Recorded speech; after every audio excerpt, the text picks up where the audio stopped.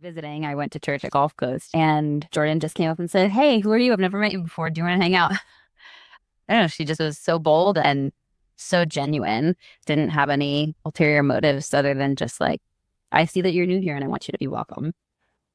And that was my first impression of Gulf Coast. So pretty strong first impression. I think my whole understanding of what church is meant to be changed since coming to Gulf Coast. Wouldn't be right to not speak about my time with the Eberhards. It's watching you and Becca and how you guys roll, and watching the Kadershas happening with us. Different styles of parenting. Just a bunch of people trying to do their best to do what God says. Students showing up to your house, to Kadersha's house, watching kids, and then you and Samila, and like, thanks for your help.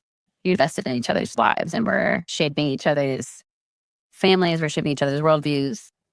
Me personally doing life with like finding a few tight friends. And so that's pre-marriage. And also probably prepared me for marriage. It's like changing me and shaping me into a better person. You meet and then marry Andy Garfield. And then the Garfields are thing. Our thing. Yeah. I feel like Gulf Coast is such a diverse in many ways, ethically, generationally, different seasons of life. It's such a cool thing to be a part of a community like that. And it's very special. Had the storms, you mentioned the hurricanes.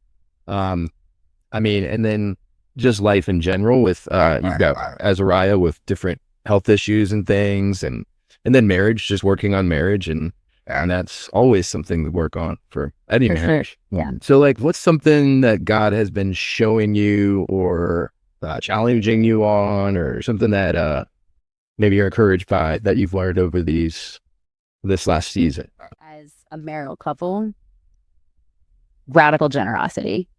People were radically generous with us, and it was life-changing. What was a really hard season, and what could have been a much more difficult season, fruit was brought through it by people just laying down their lives to us on a daily basis. We were on vacation. First people to come to our house were people from Gold Coast, and they, tore up the floor for us, and they helped immensely with cutting drywall and just very practical things that needed to happen. Yeah. That we couldn't have done ourselves, and so many people helped us move our things out of the house. There's a whole event, like somebody planned it for us, just like, let's just bring everybody together and move all the Garfield stuff out and help us sort through it and everything. And it's just been, there's so many times like that where it's just like very practical things that have just meant the world to us and helped us out so much. But it doesn't really click until you experience radical generosity. And I think there's like a degree where you think like, oh, yes, God wants me to be generous with this, but not this. Like, he couldn't mean this, but he does. So whatever that thing that you're like, no, I don't really want to share that. He wants you to share that.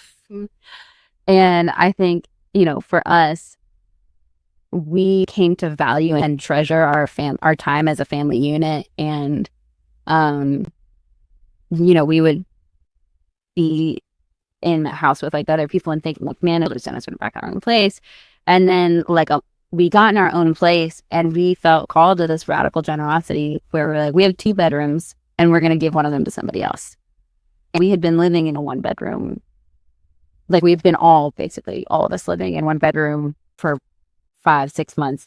And like, there was this, like, the Woods shared 2 bedrooms with us, which was really generous. But, we also had the baby. It is, for a large part of that 6 months, we were all in 1 room. And to make the choice, I think, that we did, which was to continue living in 1 room so that other people might benefit and be safe and experience love, that was really formative for us. To have received such radical generosity, and then to be able to be in a position where it didn't feel like we had very much, 1 bedroom to offer to someone, because God loved us and showed that love like through the community, and specifically through the Woods, the Valorias, and the Cranes, like during that time. We just knew and were overjoyed to be able to offer that up. I don't know. It felt like the biggest spiritual moment of congruity for Andy and I, because like, there was no question. Like, the second it came up, like, I went to tell him the situation, and like, it wasn't a conversation. I was like, oh, here's a situation. And we both were like, so they're moving in. Right? Like, it was just meant to be, you know? So to have that unity too was really cool to see that God had been changing us both in the same way. The Garfields love Gulf Coast Community Church. We'll miss all of you. You've all been such a special part of our lives and our family. For the person coming in, be blessed by this rich community. It's Brianna Treader. Be blessed. Get it. And bless.